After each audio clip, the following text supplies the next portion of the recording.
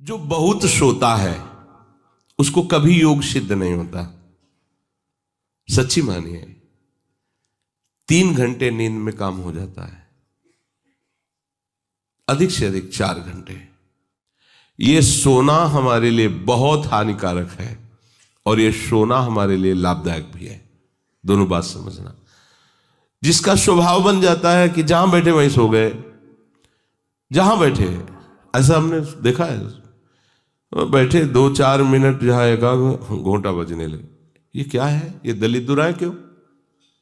अरे तुम साधक हो, ये दलिद्रता क्यों? क्या यही उपासना में तुमने सिद्धि प्राप्त की है? जहां बैठ जाओ वहां तुम लड़खड़ा गए, लार बहने लगी, सोने लगे, घोटा बजने लगे। ये दलिद्रता है, ये तमोगुणी है। ऐसा नहीं। एक बार नींद को समय दिया है, 3 घंटे 4 घंटे, आ जाए तो आ जाए, नहीं उसको निमंत्रण नहीं देना, राधा राधा राधा, और जग कर फिर वैसे ही अपनी दिनचर्या, कोई भी फर्क नहीं पड़ना। आप अभ्यास कीजिए, कोई फर्क नहीं पड़ेगा। कई दिन बराबर जगने पर भी आपकी दिनचर्या पे कोई फर्क नहीं पड़ेगा। जो अपना स्वभाव बिगाड़ रहे हैं वो अपना नाश कर रहे हैं। अधिक पड़े हैं, सो रहे हैं, ये ठीक बात नहीं है। बार बार जो अधिक पड़े रह करके सोने का अभ्यास किए हैं, वो कहीं भी रहे उनको बार बार नींद सताएगी। पड़े रहने में जिनको सुखानुभूति हो रही, सोने में जिनको सुखानुभूति हो रही, वो भजन क्या करेंगे? जो ज्यादा नींद लेते हैं उनकी गाढ़ नींद कभी नहीं होती है। मतलब अब सो चुके, छक गए, ऐसा नहीं आएगा। उनको बहुत प्रकार से विघ्न पड़ने लगते हैं, स्वप्न आदि आने लगते हैं, नींद का स्वरूप लंबा हो जाता है, 10 घंटे 12 घंटे। हमको एक ने बताया था कि हम केवल भोजन के लिए उठते हैं और अपने कमरे में ही पड़े रहते हैं, 18 घंटे वो सोते हैं। वह क्या जीवन आपका है? ये जीवन है? सोना बहुत हानिकारक है। अरे हम परमार्थ के पति के जितनी बार नाम जप कर लिए वो हमारे बैंक में जमा हो गया। सो के क्या बर्बाद करना है?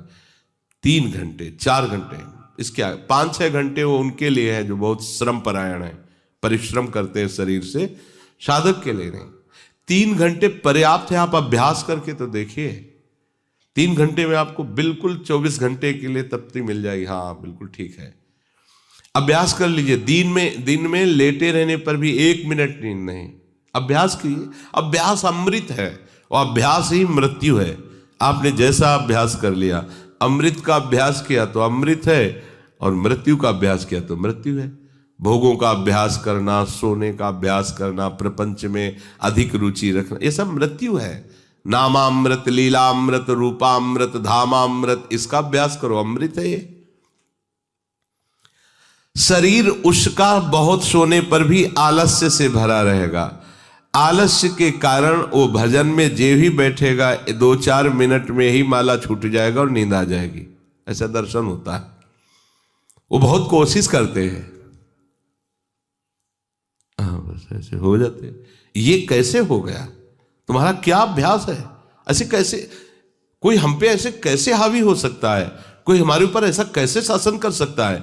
चाहे नींद हो या काम हो या क्रोध हो, आप क्या हो? आप समझो, आप भगवान के अंश हो और आप इतना अधीन होते चले जा रहे हैं शरीर के।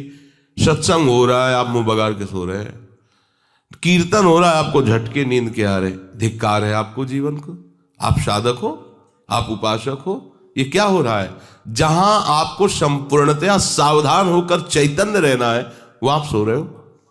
कैसी आपकी दिनचर्या, कैसी आपकी साधना है? आप हो क्या? विचार करना चाहिए। डांटने की विषय नहीं है, कोई तुम्हें जगाए विषय नहीं है। भगवत कृपा से जीवन में कभी अलार्म नहीं बजाया कि हमको इतने बजे उठना है, पता नहीं उठ पाए कि ना उठ पाए। अभ्यास योग युक्त चेतसा नान्यगामिना। ऐसी स्थिति हो कि हम उठ ना पाए तो बात अलग की है। नहीं, बख्शना नहीं इस शरीर को, अब भाई हमें चलो हम नहीं आ रहे, ऐसा नहीं। अगर सांस है, दम है, बिल्कुल इसको बख्शना नहीं। हम केवल आपको उपदेश नहीं कर रहे, बख्शना नहीं। शरीर के प्रति इतना प्यार नहीं दिखाना कि वो हमारे प्यारे से हमको दूर कर दे, ऐसा नहीं। ये जड़ वस्तु है, ये चैतन्य नहीं है। तुमसे ये चैतन्य है, तुम अपनी चैतन्यता को समझो, इसके अधीन हो रहे हो।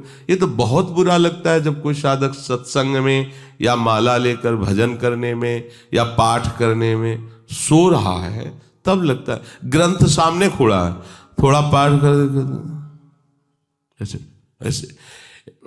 एक जगह दर्शन कर ले जाते थे, वो भागवत का स्वाद है।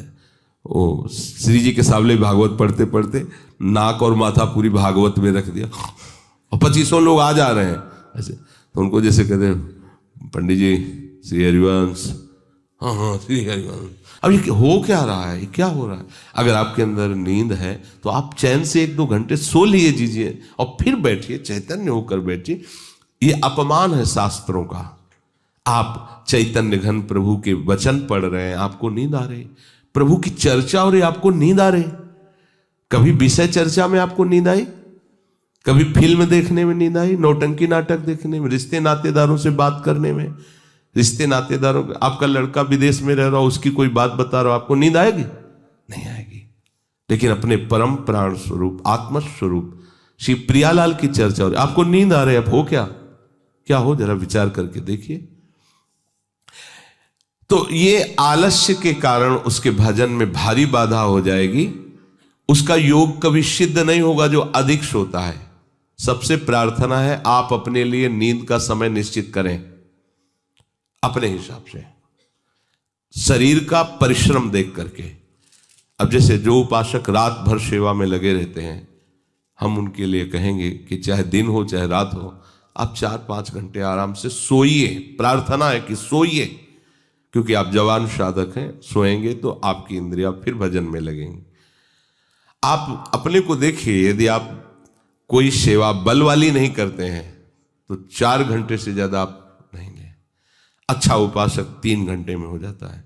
अब आप लोग देख लीजिए, अपनी एक दिनचर्या में नींद का समय आप निश्चित कीजिए, और जो निश्चित कीजिए उसे कम से कम 10 वर्ष तो निभाइए। यहां 2-4 दिन में दिनचर्या बदल जाती है, ऐसे नहीं होना है। साधु का ऐसा नहीं होता। कुछ नियम लो तो 10-5 वर्ष तो चलो, 2-4 दिन में सब फिसल जाते हो, क्या फायदा है? एक नियम लो, हम इतने घंटे सोएंगे, हम छूट देते हैं आपको। आप अपने आप ने नियम लो कि हमारा इतने घंटे में हो जाएगा। उस घंटे को आप लिख लो अपने सामने कि मुझे इतने घंटे केवल सोने के लिए सत्संग में अनुमति है, क्योंकि हमने वहां इतना नियम लिया था। आप ले, बताने की जरूरत नहीं। आपके द्वारा लिया हुआ नियम फिर आपसे कभी नहीं टूटना चाहिए। स्वीकार करो आप अंदर से कि आप इतना सोएंगे, पर लिमिट हम बता देते हैं। शरीर अधिक श्रमित जो सेवा में होता है 5 घंटे, गृहस्थी है तो 6 घंटे, साधक है 4 घंटे। भजनानंदी को कहना ही नहीं पड़ेगा, 3 घंटे में हो जाता है। इसी के अंतर्गत आप चयन कर लीजिए। 6 से 7 में मत बढ़ना, क्योंकि सत्संगी हो, इतना भारी श्रम तुमसे नहीं होता। बलराम ब्रजवासी है, 20 वर्ष की बात बता रहे हैं, एक दिन की नहीं, 20 वर्ष की नित्य दिनचर्या से वृंदावन की परिक्रमा, और कितनी मेहनत से चक्की चला करके 150 रुपया करके घर परिवार चलाना, संत सेवा करना, सत्संग सुनना, ये सब गृहस्थ है, परिवार है, भागे घूम रहे हैं परमार्थ के लिए, नंगे पैर पूरे वृंदावन। 20 वर्ष पानी गिरे, पत्थर गिरे, कोई मतलब नहीं। इतनी इतनी एड़ी फट गए एकदम। अब उनको क्या कहोगे? साधु नहीं कहोगे तो क्या कहोगे? ब्रजवासी हैं, रात दिन प्रभु का नाम स्मरण, सत्संग, परिक्रमा सब कर, और मेहनत उठा उठा के बोरा भर बेचना, उसमें कहीं 10-20-50 रुपया बचा लेना, परिवार का पोषण करना। आपके लिए तो कोई सेवा ऐसी नहीं मेहनत वाली, फिर आप इतना लंबा सफर कैसे सोच सकते हैं? वो गृहस्थ होते हुए 2-2:30 बजे जगते हैं, तब अपनी दिनचर्या पूरी करते हैं। हो सकता है रात्रि के 10-11 बज जाते हो, दिन में वो चक्की में रहते, कब सोते होंगे? और 20 वर्ष की दिनचर्या हम उसकी बता रहे हैं। आप विचार करो, आप साधक हैं, आप विरक्त हैं, या आप संसार से निवृत्त होकर वृंदावन वास करें, आप कितना सोते हैं?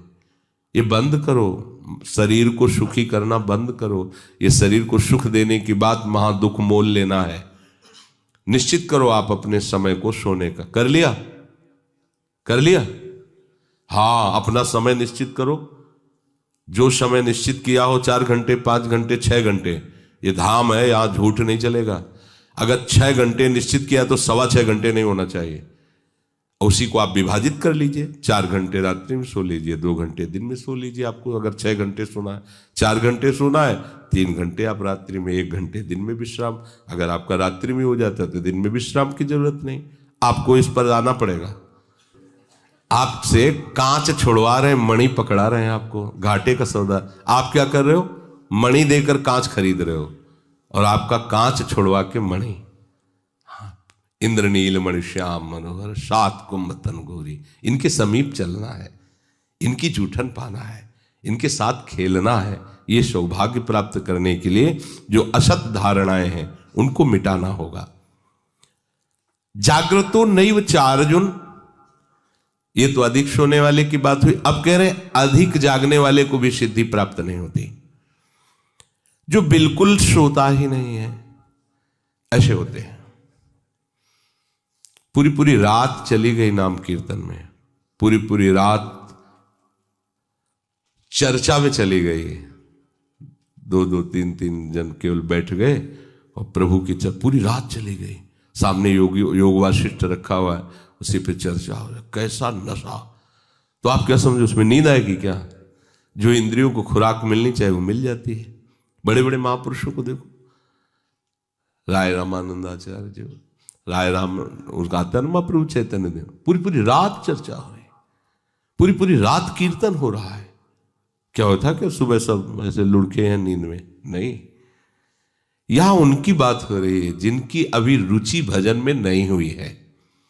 उनको समय से सो जाना चाहिए, समय बर्बाद नहीं करना है। जो नींद का समय दिया है उसमें नींद आए या ना आए, हमें सोने के लिए नहीं लेटना है। जब लेटे, देखा हाँ इस समय से इतना समय लेटने में देना है, नाम शुरू किया, तन्मय हो गए। जब नींद आई, जब आंख खुली बस फिर मंत्र में तन्मय फिर लग गए। ये भजन है। इसको ऐसे प्रमाद में मत डालिए। यहाँ दिनचर्या हो गई, अब पड़े हैं, करवट बदल रहे हैं, समय निकलता चला जा रहा है, आज सत्संग में क्यों नहीं आए, सो गए थे। ऐसा नहीं होना चाहिए। जो बिल्कुल नींद नहीं लेता उसका अभ्यास ठीक नहीं होगा, वो निरंतर भजन में बाधा पहुंचा देगा। जो ऊंचाई पर चढ़े हुए महापुरुष हैं वो सत्संग और नाम कीर्तन और भगवत चिंतन से ऐसी सामर्थ्य प्राप्त कर लेते हैं कि वो कई दिन भी ना सोए तो उनको विक्षेप नहीं होगा कि परेशान है, इनको तो नींद ही नहीं आई है।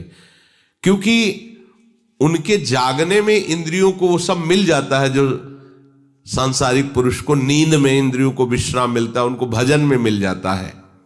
परंतु उस स्थिति तक पहुंचने के लिए समय से सोना आवश्यक है। जब विश्राम और इंद्रियों को खुराक नींद की मिल जाती है तो वो भजन में हमारा ज्यादा सहयोग करते हैं। इसलिए उचित समय निश्चित करो नींद का, और उतना ही आप उसको शयन के लिए दो। नींद आए या ना आए, ठीक समय पर उठ जाओ। उठने की प्रवृत्ति का होता है कि सबसे पहला काम, जहां आपकी घड़ी पे दृष्टि गई कि हमारा समय उठने, तो सबसे पहले बिस्तर से हट जाओ। आप ओढ़े हो उसको तुरंत हटाओ। गर्मी है, आप पंखा एसी जो भी चला, तुरंत पहले उसको बंद करो। सुविधाओं को पहले हटाओ, फिर बैठ जाओ।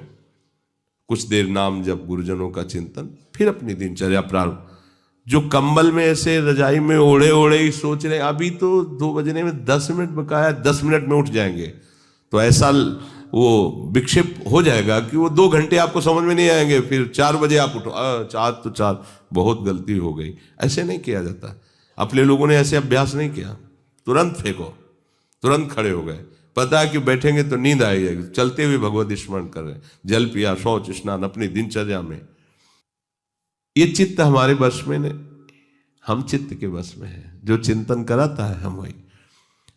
कल एक उपासक प्रश्न कर रहे थे कि कभी कभी हमारा मन कहता है हम निहाल हो गए, कभी कभी मन हमको कहता कि कुछ नहीं मिला। तो तुम मन को गुरु माने हो क्या? मन को आराध्य देव माने हो क्या? मन को अपना मित्र माने हो क्या? ऐसे सलाहकार की क्या बात कि कभी कभी कहता है तुम जीवन मुक्त हो गए, कभी कभी कहता है तुम विषयी हो। उसकी बात थोड़ी माननी है। वो अपनी स्थिति बता रहा है, मन तुम्हारी स्थिति नहीं बता रहा है। जब कभी भगवदानंद में तो मन कहता निहाल हो गया, और जब विषयानंद में तो लगता मैं फंस गया। तो तुम उसको देखने वाले हो, तुम उसको चलाने वाले हो, तुम ही से वो चल रहा है तुम्हारी शक्ति से, तो तुम रो काहे को रहे हो, व्यथित क्यों? मतलब कोई भी प्रश्न करने के पहले आपने चिल्ला के रो दिया, अब सब प्रश्न का रहस्य नहीं मिल पाएगा आपको, क्योंकि पहले ही देख लिया कि आप नहीं। गंभीर, किसी संत के पास जाने के लिए पहले गंभीरता पूर्वक प्रश्न करो। कोई भावुकता की बात आ रही है, आप रो देते हो तो अच्छी बात है। अब आप प्रश्न कर रहे हो, पहले तो चिल्ला चिल्ला कर रो रहे हो, पूरा वातावरण जो है आपने गंभीरता से रहित कर दिया। और दूसरी बात, आप समझोगा कि क्यों रो रहे हो। अगर प्रियाजू की प्राप्ति के लिए तो सभा में चिल्ला के रोने की जरूरत क्या है? प्रियाजू की प्राप्ति के लिए तो एकांत में रोइए, खूब नाम जप कीजिए। अगर सभा में आए हैं प्रश्न करने के लिए तो गंभीर रहिए और मुस्कुराते हुए प्रश्न कीजिए। ये रोना धोना नहीं, ये एकांत का विषय, अपने आराध्य देव के विषय में कभी भाव आ रहा है तो बात अलग की है। हम चित्त के अधीन हो गए हैं, बस इसको सुधार करना है। चित्त की 5 अवस्थाएं होती हैं, उसी को मन कहते हैं, उसी को बुद्धि कहते हैं, उसी को हम कहते हैं, समझना। उसकी वृत्तियों के कारण अलग अलग नाम पड़ा है ना। पूरे को एक हृदय कहते हैं, बोले मैं हृदय से कहता हूं, मतलब संपूर्ण अंतःकरण से।